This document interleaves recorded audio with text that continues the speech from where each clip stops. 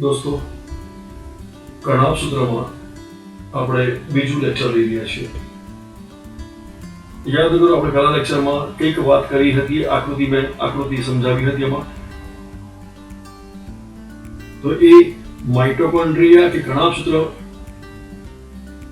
એમાં અહીંયા પહેલી વાત કરી છે આપણે પાવર હાઉસ ઓફ સેલ કહેવાશે. કણાભ સૂત્રને પાવર હાઉસ ઓફ સેલ કહેવાશે. અરે તમે કહેતા હતા, યાદ કરો, આગળના ધોરણોમાં શક્તિઘર, કણાભ સૂત્રોને કહેતા હતા શક્તિઘર, યાદ આવતું હશે. બસ એ જ છે, બીજું કશું છે જ નહીં. એને પાવર હાઉસ કહેવાય છે, પાવર હાઉસ ઓફ સેલ, એટલે કે કોષનું પાવર હાઉસ કહેવાય છે, શક્તિઘર કહેવાય છે. એને એવું પણ કહેવાય છે એટીપી મિલ ઓફ સેલ.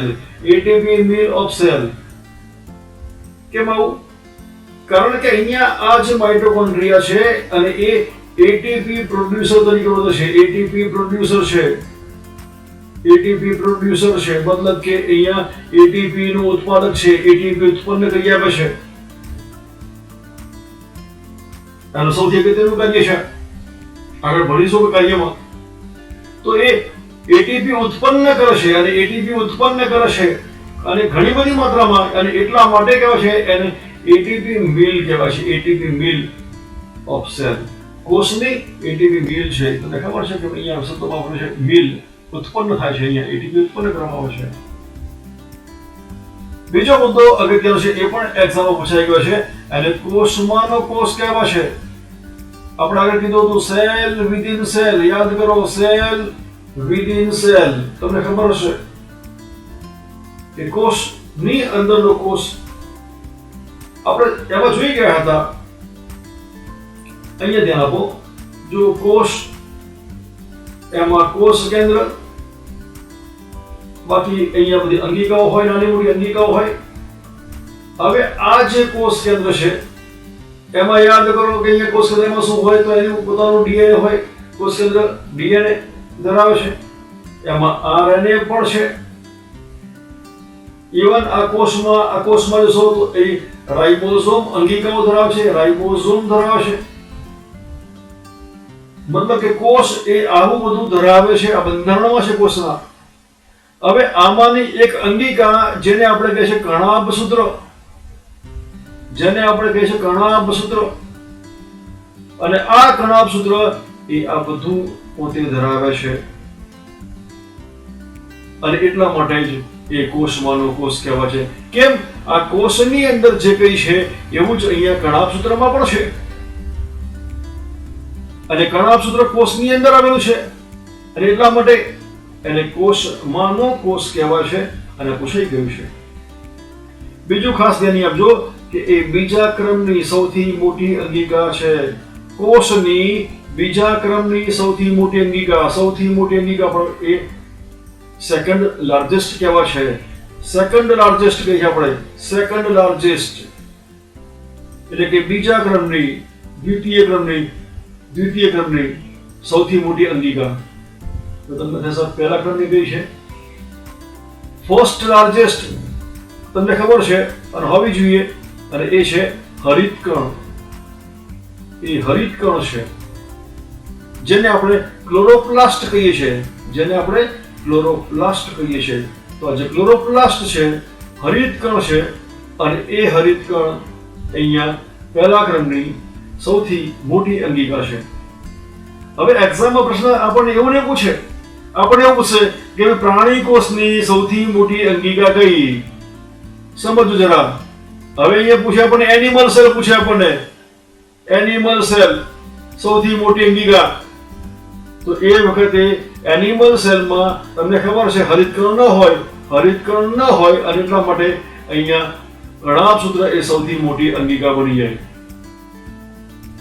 પ્રાણી કોષમાં પૂછું તમને કે પ્રાણી કોષમાં સૌથી મોટી અંગિકા પૂછે આપણને, તો સૌથી મોટી અંગિકા એ કણાભ સૂત્ર કહેવાય છે. એના પછી છે સેમી ઓટોનોમસ સેલ ઓર્ગેનેલ કહેવાય છે. શા માટે સેમી ઓટોનોમસ એ સેલ ઓર્ગેનેલ છે, એટલે કોષીય અંગિકા છે? એ આપણે આગળ વાત કરીએ છીએ આગળના લેક્ચરમાં. આમ જ કણાભ સૂત્ર ઘણું બધું લાંબુ છે, ઘણું બધું એમાં ભણવાનું છે આપણે. હવે આ જે કણાભસૂત્ર સૌથી પહેલા જે ઓબ્ઝર્વ કર્યું છે નિરીક્ષણ કર્યું છે અને એ છે કોલિકેર જે વૈજ્ઞાનિક છે અને એ કોલિકેર વૈજ્ઞાનિકે અહીંયા સૌથી પહેલા કણાભસૂત્રને નિહાળ્યું હતું અને નિરીક્ષણ કર્યું હતું. પણ આ કણાભસૂત્ર જે શબ્દ આપે છે કણાભસૂત્ર એ બેન્ડાએ આપેલો છે. પૂછાઈ ગયું છે, બેન્ડા સાયન્ટિસ્ટ છે તો એવું પૂછાયું હતું ટર્મ ગિવન બાય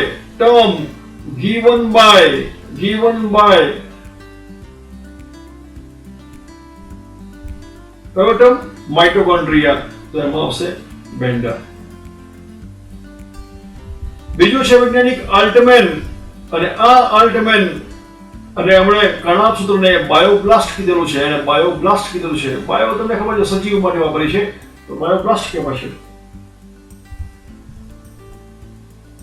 હવે યાદ કરો કણાભસૂત્રમાં તમને ખબર છે કે 2 આવરણો છે અને 2 આવરણો ધરાવતી અંગિકાઓ આપણે 2 જ છે, એક હરિતકણ અને બીજું કણાભસૂત્ર. તો કણાભસૂત્ર એમાં 2 આવરણો આવેલા છે. એમાં તમને ખબર છે બાહ્ય આવરણ અને અંતઃ આવરણ. યાદ કરો આપણે ભણી ગયા હતા આગળ આકૃતિમાં મેં તમને સમજાવ્યું હતું કે આ પ્રમાણે આપણે જોયું હતું કે આ પ્રમાણે આપણને કણાભસૂત્રમાં બાહ્ય આવરણ હતું. એ પછી આપણે જોતા હતા આ પ્રમાણે આપણને ક્રિસ્ટી બનાવતા આપણે જોતા હતા કે એ અંતઃ આવરણ બનાવે છે. અંતઃ આવરણ આવી રીતે બનાવતો હતો તમને ખબર છે ગળીઓયુક્ત. તો આ જે છે એ બાહ્ય આવરણ છે જેને એક્ઝોમેમ્બ્રેન કહેવાય છે.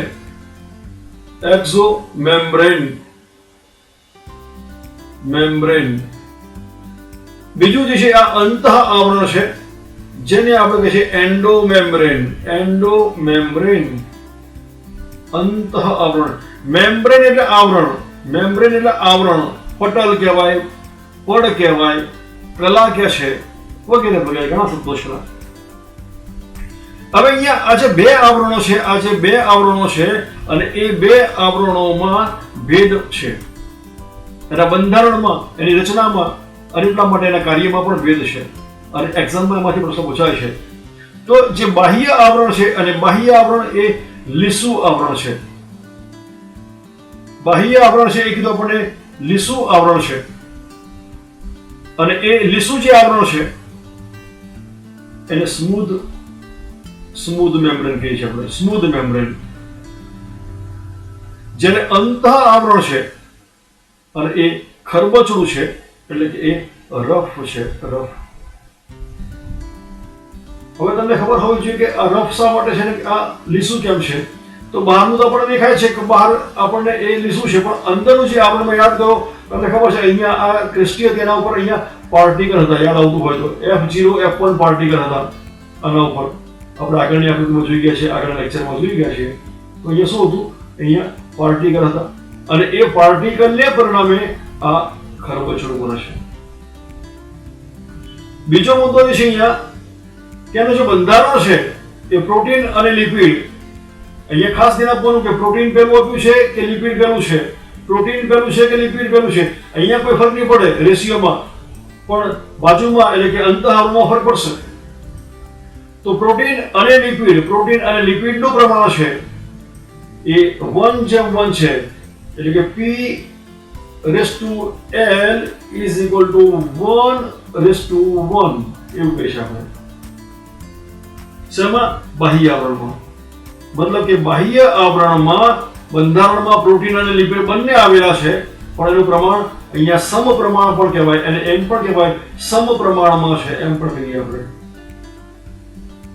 તો અહીંયા અંતઃ આવરણમાં જેને આપજો ખાસ પ્રોટીન અને લિપિડ પાછું ફરીથી પ્રોટીન લિપિડ અહીંયા 3:1 છે. 3 ભાગ પ્રોટીન છે, 1 ભાગ લિપિડ છે. એટલે અહીંયા તમે જો રેશિયો લખો કે P⁻L તો 3:1 થાય. ઓકે. હવે અહીંયા આ જે પ્રમાણ છે પ્રમાણમાં એ શું કરી શકે એક્ઝામમાં લિપિડ આગળ મૂકે અને પ્રોટીન પાછળ મૂકે એટલે મૂકેલા જે વિદ્યાર્થી છે એ અહીંયા ગૂંચવાઈ જાય.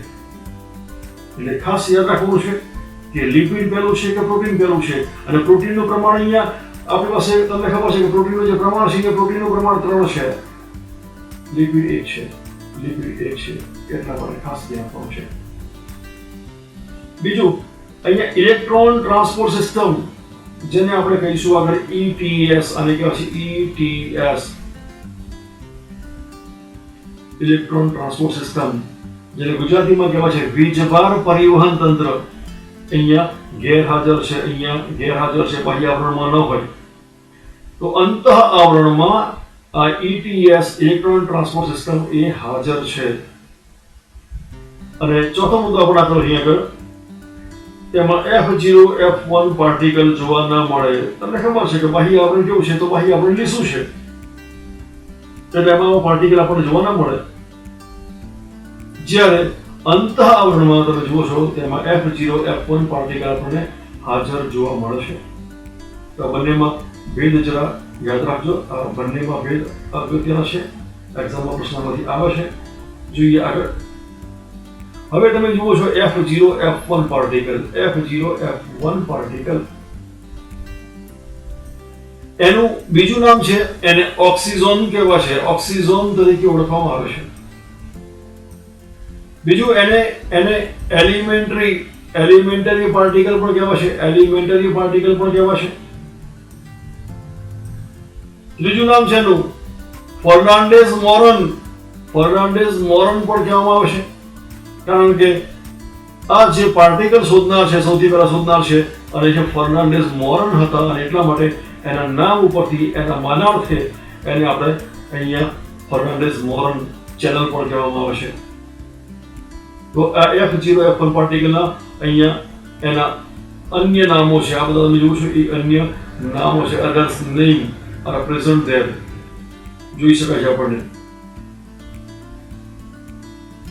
હવે જોઈએ આપણે કણાભ સૂત્રીય આધારક. તમે જોઈ ગયા કે કણાભ સૂત્રમાં તમને ખબર છે, યાદ કરો, મેટ્રિક્સ એટલે કે આધારક. તો એ આધારકમાં શું આવેલું છે, ખાસ અગત્યનું એક્ઝામમાંથી પ્રશ્ન આવે છે. તો એમાં ક્રેબ્સ ચક્ર માટેના ઉત્સેચકો આવેલા છે. ખાસ ધ્યાન રાખજો, ક્રેબ્સ ચક્ર માટેના ઉત્સેચકો આવેલા છે. હવે તમે કહેશો સાહેબ ક્રેબ્સ ચક્ર શું છે?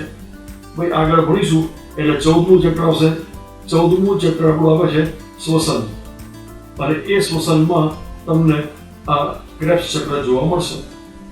ગ્લાયકોલિસિસ ને ક્રેબ્સ ચક્ર ને ETS બધું. ઓકે, તેમાં એના જે ઉત્સેચકો છે, એ ઉત્સેચકો અહીં ખાસ ધ્યાન દો, આધારકમાં આવેલા છે. બીજું, તેમાં પ્રોટીન નિર્માણ માટેની બધી સામગ્રી આવેલી છે. પ્રશ્ન પૂછાઈ ગયો છે, પ્રોટીન નિર્માણની તમામ સામગ્રી, કાચો માલ કહીએ આપણે તો અહીંયા આવેલો છે, એટલા માટે પ્રોટીન અહીંયા નિર્માણ કરવામાં આવે છે. બીજું, આ જે આધારક છે એમાં દ્વિસૂત્રીય ગોળાકાર DNA આવેલું છે. દ્વિસૂત્રીય એટલે કેવું તમને ખબર છે? DNA તમને ખબર છે કે આવું આપણને બેવડા કુંતલનું હશે, પણ અહીંયા આ જે કુંતલ છે કેવું છે? આ પ્રમાણે ગોળ આવેલું છે, આ પ્રમાણે આખું ગોળ કુંતલ આવેલું છે, ગોળ કુંતલ આવેલું છે, અને એ ગોળાકાર છે, અને એ દ્વિસૂત્રીય છે. દ્વિસૂત્રીય એને ડબલ સ્ટ્રેન્ડ કહેવાય છે. ડબલ સ્ટ્રેન્ડ એટલે કે દ્વિસૂત્રીય. અને સર્ક્યુલર કહેવાય છે, સર્ક્યુલર DNA. અને શોર્ટમાં DSDNA પણ કહેવાય છે, અથવા DSCDNA પણ કહીએ છીએ. બીજું, તેમાં 70S રિબોઝોમ આવેલા છે. 70S રિબોઝોમ, ખાસ ધ્યાન દો, રિબોઝોમ ભણીશું આપણે. 70S ને 80S શું ફરક છે એ પણ આપણે જોઈશું. ઘણું બધું ભાઈ એ વખત છે કે અત્યારે કહીએ ને કામ પડે, એટલે એમાં સમજ પડે, અત્યારે ને કામ પડે. એના પછી છે DNA રેપ્લિકેશન, જે 12મા ધોરણમાં આવશે જેનેટિક્સમાં. એ DNA રેપ્લિકેશન જે છે, એ DNA રેપ્લિકેશનનો જે ઉત્સેચક છે, અને એ ઉત્સેચક અહીંયા આવેલો છે, અને એ છે DNA પોલિમરેઝ. એવું જ પ્રત્યાંકન આવે છે જેનેટિક્સમાં, જેને કહે છે ટ્રાન્સક્રિપ્શન, પ્રત્યાંકન. અને એનો જે ઉત્સેચક છે એ RNA પોલિમરેઝ, એ પણ આધારકમાં, કણાભ સૂત્રીય આધારકમાં આવેલો છે. આ બધું અગત્યનું છે. બધા જ જે છે ટોપિક બધા અગત્યના છે. અહીંયા એનું જે ડીએનએ છે એને મિત ડીએનએ કે છે. મિત ડીએનએ, માઇટોકોન્ડ્રિયા ડીએનએ. મેં તમને કીધું ને માઇટોકોન્ડ્રિયા શબ્દ અગત્યનો છે, યાદ રાખજો. તો એના માટે એના ઉપરથી અહીંયા મિત ડીએનએ કે છે આપણે. અને જે કુલ ડીએનએ છે એ કુલ ડીએનએ કોષમાંનું જે કુલ ડીએનએ, કોષની અંદર જે કુલ ડીએનએ હોય કોષમાંનું, અને એ કુલ ડીએનએ નો 1% ભાગ એ આ મિત ડીએનએ છે. બીજું જો અહીંયા જીસી સમૃદ્ધ હોય છે. તમે કહો સાહેબ આ જીસી શું છે? યાદ કરો ભાઈ, એજી કટ, જી ફોર ગ્વાનિન યાદ આવતો હોય. જી ફોર ગ્વાનિન હતો આપણી પાસે, તો એ ગ્વાનિન. સી ફોર યાદ કરો, સાઇટોસિન. તો ગ્વાનિન ને સાઇટોસિન તમને યાદ હોવો જોઈએ. અને એટલા માટે મેં સૂત્રો તમને પહેલા ભણાયા હતા. મિત્રો પછી તમે જીસી સમૃદ્ધ એટલે શું સાહેબ મૂકી નાખવું પડે. તો એ તમને ખ્યાલ આવે કે ગ્વાનિન શું હતું, કે 2 રિંગ હતી. સાઇટોસિન યાદ કરો 1 રિંગ હતી. તો એ અહીંયા એક્ઝામ્પલ સમજીએ કે enriched જીસી એટલે સમૃદ્ધ. અહીંયા કીધું આપણને ગ્વાનિન અને સાઇટોસિન એનાથી સમૃદ્ધ હોય છે. વધારે માત્રા છે, વધારે પ્રમાણ હોય છે અહીંયા. અને આગળ પણ આપણે જોઈએ અલ્ટિમેટ માઇટોબ્લાસ્ટ. તો એ કીધું આપણને ઘણા સૂત્રો જે સૌથી બહારનું આવરણ છે એ બાયોબ્લાસ્ટ, અહીંયા માઇટોબ્લાસ્ટ. ઘણા સૂત્રો સૌથી બહારનું આવરણ અને એ આઉટર મેમ્બ્રેનને અહીંયા માઇટોબ્લાસ્ટ પણ કહેવાય છે. પેલા બાયોબ્લાસ્ટ, અહીંયા માઇટોબ્લાસ્ટ કે છે બહારનું આવરણ, બહારના આવરણનું. હજુ આપણે આના કાર્ય જોવાનું છે, હજુ આપણે આગળ જોવાનું છે. ઘણા સૂત્રો ઘણું મોટું છે, આપણે વાત કરીશું.